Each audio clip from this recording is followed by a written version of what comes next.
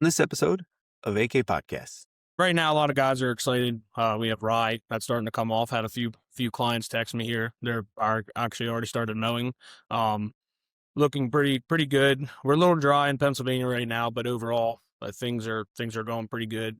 A lot of guys are excited for thinking thoughtfully or thinking positively for next year's corn silage, because this past year's corn silage is a little bit down in NDF and starch digestibility. You know you're a hay nerd when you walk into a hay barn and you just love that smell. Doggone it, I gotta put more corn in. I'm gonna have to add some soybean meal. Wow, did that cost you a lot of money? Put yourself in a crowded elevator and the elevator stops because, I don't know, the building's on fire. I really like to ask them what's important to them. We're here for the cow. She's giving us all the profits we need to maintain these facilities and buildings and employees. Man, let's take care of her. Roadway, I would call it more as a roundabout.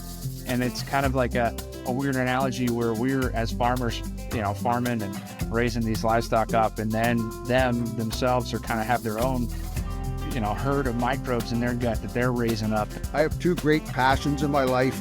The one is people, and the second is cows. And I want to get the best out of them. Hello, and welcome to AK Podcasts, where we explore science and nutrition behind livestock care and management with the best and the brightest of biz. I'm your host, Chris Radke, part of the sales department here at Agri-King. And with me today is the Director of Field Services and a member of the sales management team, Mr. Mike Donaldson. Hey, Mike, how you doing? And what are we going to be talking about today? Doing very, very well. Have a little bit of a different take on the Agri-King podcast for you today. The week of April 20th, we had our international meeting. We had our field nutritionists from the West Coast of the United States to the East Coast of the United Kingdom. So from UK, Ireland, all across the United States, everyone got together for one of our annual meetings. Absolutely great 3 days. And Chris and I thought it would be interesting to grab a few of those people from different areas and get an update on what livestock agriculture is doing in their world. So with that, we're going to jump right into the clips. Go ahead, Chris, and let's start playing them. I'm Nicole Glines. I'm the regional manager for the New England territory. So we take care of all the New England states, trying to grow our presence up there. And so that's mostly dairy farms up in that area, dairy and forage producers. How long have you been in that world, in this role? In this role with Agri-King, I've been with Agri-King for 9 years. I started off just as a consultant and sort of moved through a few different roles within the company. And so now it's kind of nice to be able to put some energy into other folks and grow the territory that way instead of just being sort of on my own up there. So it's been wonderful. A journey. So you're going to be our representative from the Northeast part of the country. What's the things farmers are excited about going into spring of this year? What's the buzzword? What are people looking forward to? I think just spring. It's been a really long winter up in New England. I'd say the last year weather-wise has been a challenging one. We had a summer last year that started off super duper wet, that then went super duper dry. We had a lot of challenged crops, not a lot of crop. And so a lot of people are tight on feed. Feed quality just wasn't there. So I think just seeing the sun coming out and things are just starting to green up the last week or two, there's a lot more optimism and just energy to get out and give it another go. And hopefully my hope is with long snow cover like we have, we don't have winter kill, we can get off to a good start. So I think they're excited about that. Beef prices have been amazing. Calf prices have been amazing. So that's really helping some folks out. And I think with that, having a background in calf health, I am excited to see that there's a revitalized interest in young stock on farms.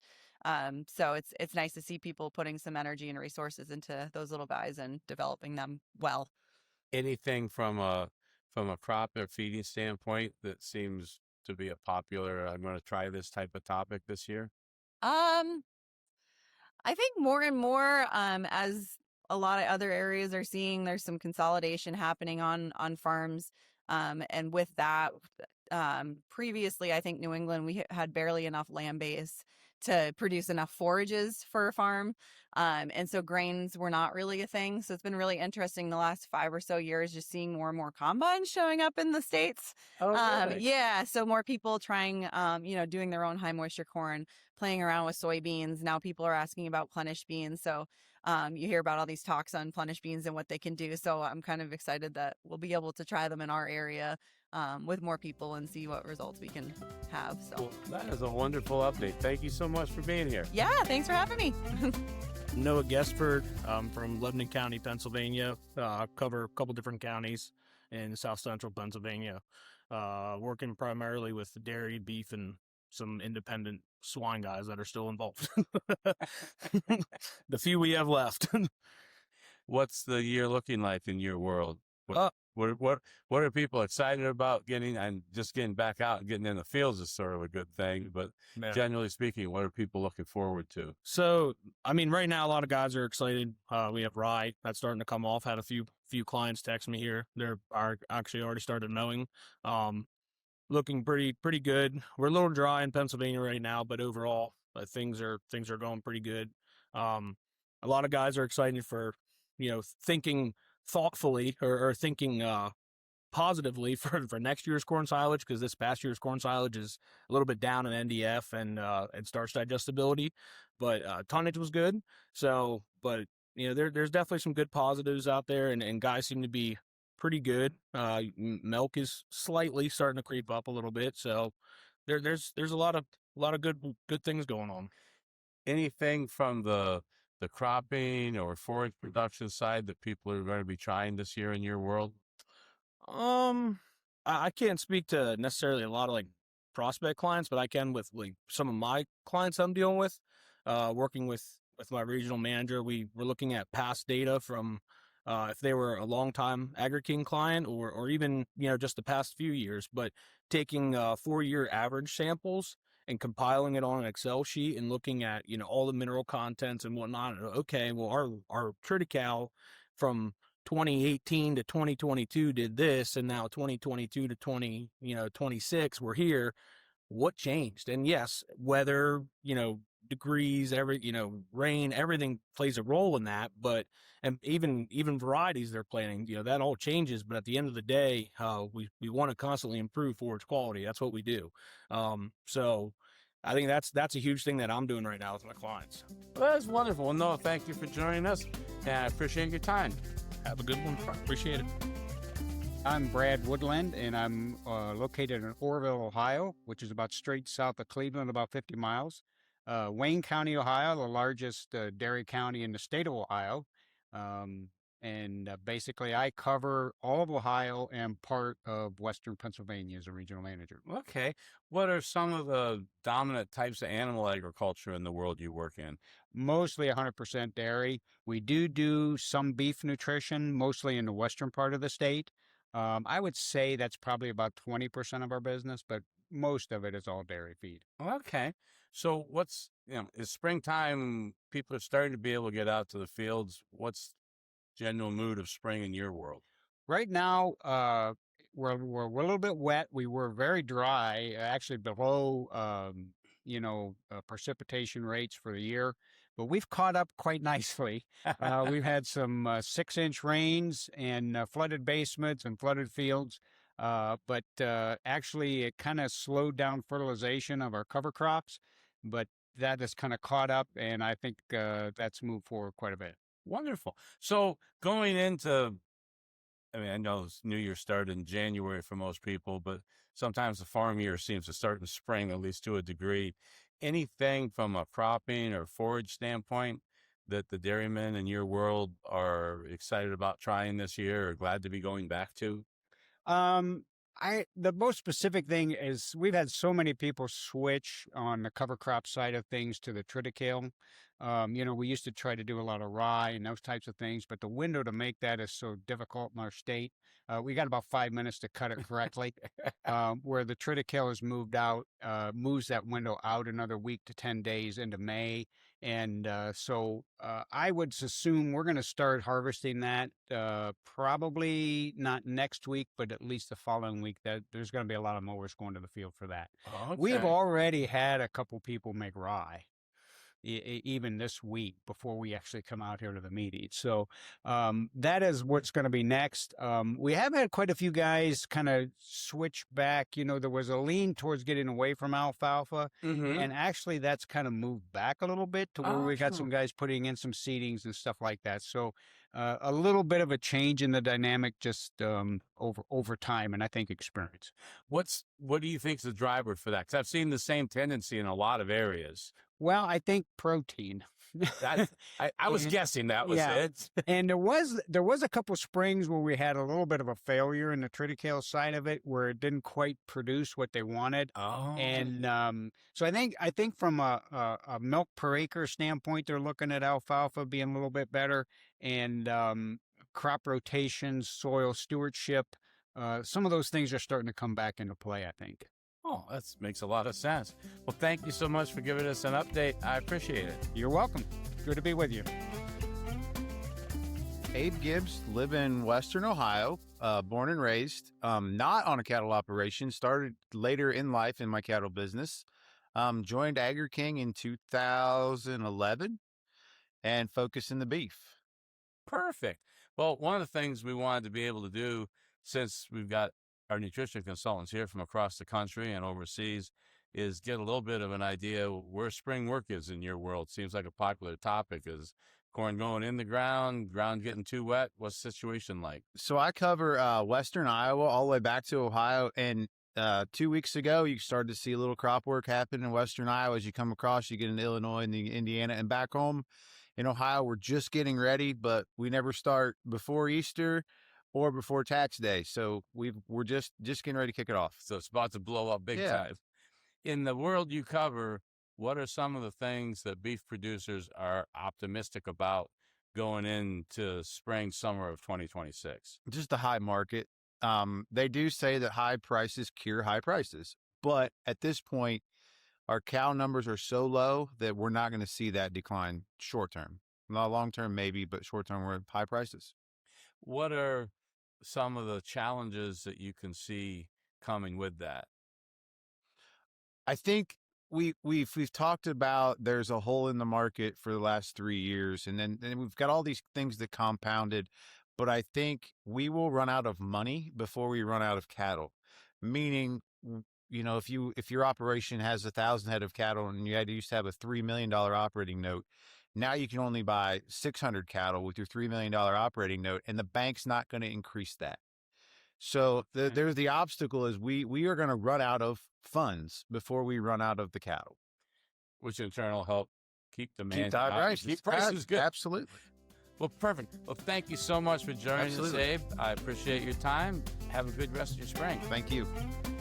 My name's Trevor Radcliffe, and I live in kind of central Kentucky. I'm part of the beef team and do beef nutrition consulting for Agri-King, and I cover pretty much anywhere they let me go, but for the most part, Kentucky, Michigan, Iowa, and Tennessee are where I'm at the most. Okay.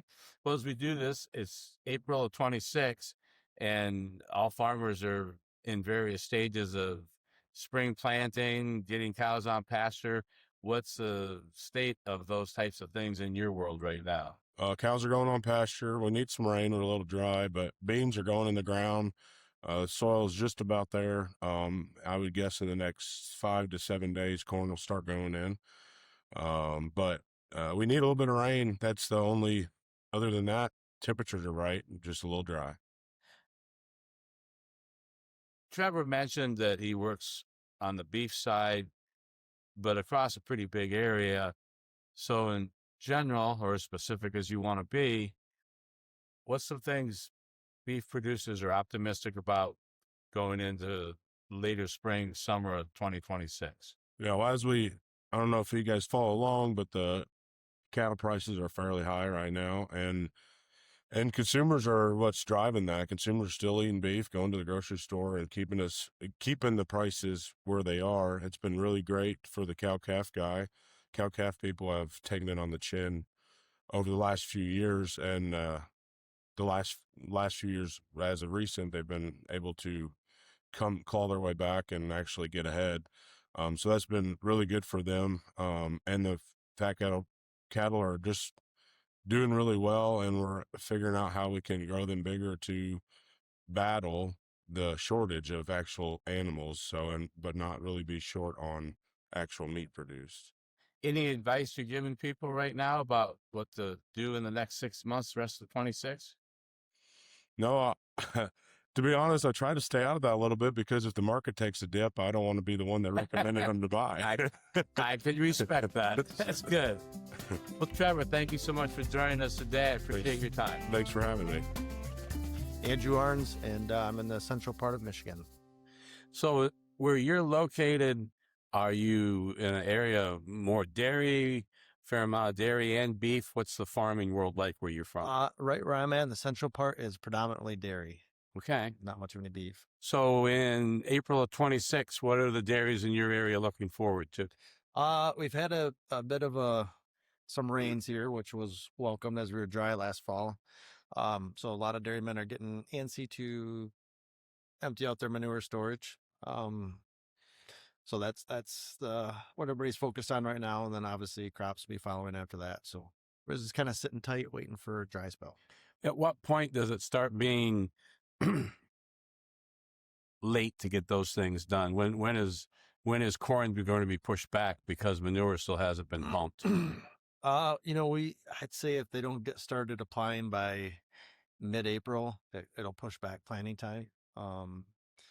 Some dairies are set up to, they may have somebody come in to drag lines so they can do both, but generally when they're injecting manure, it needs another a week or two to dry after that. So guys are definitely getting anxious. Like, it needs to be, hopefully in the next week they can start emptying manure pits. In your world, do people try to empty their manure pits in the spring, or is it a case of getting enough out now to do it again during the summer, and they don't really try to get empty until fall?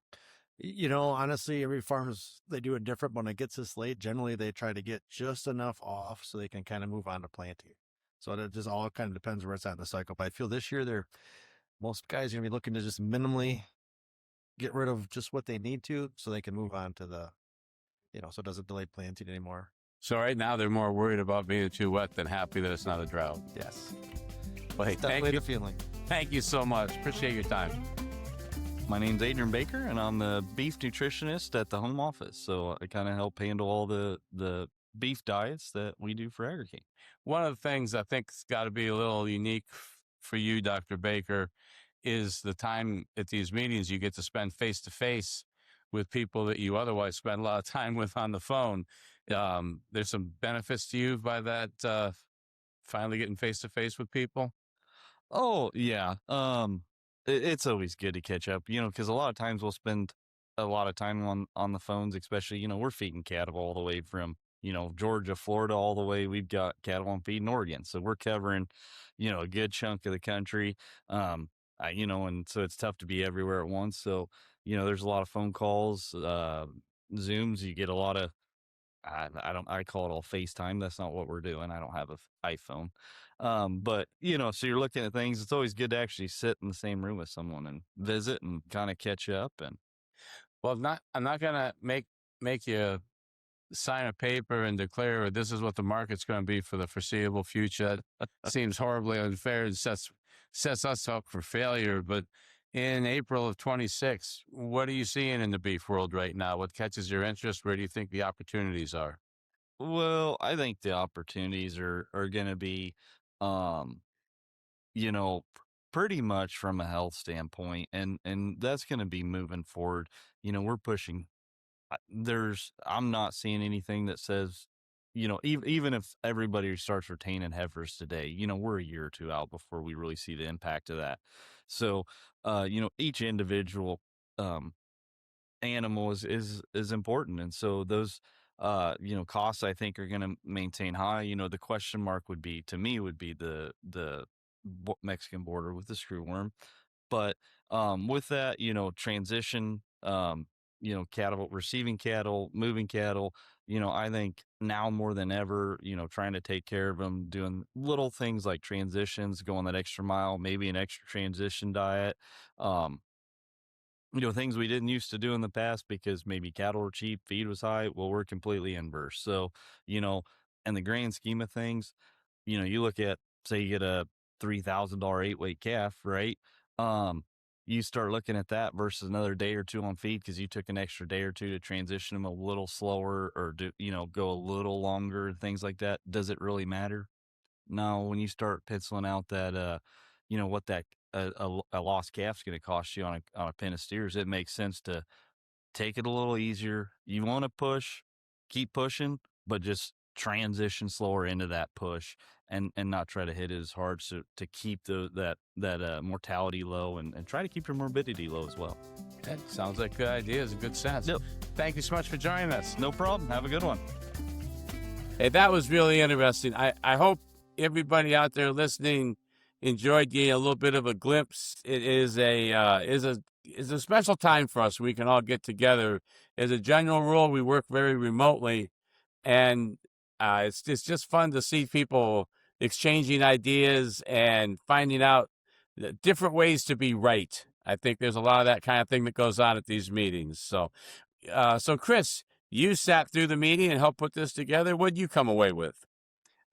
Hey, Mike, my big takeaway is I was fascinated with that everybody all across the world, they're doing this similar thing, but yet everybody has their own little like bent and just how they're doing that, like whether it's still different ways of doing the same thing right. And I was fascinated with like how everybody has their own little story to tell. And I think that's hopefully that's something that comes across through this podcast. So if you like what we talked about and you want to hear more, you can email us at podcast@agriking.com. And if you're listening to us on whatever platform you listen to us, give us a review. And I think that's all we got. Mike, thanks for your time. Thank you, Chris.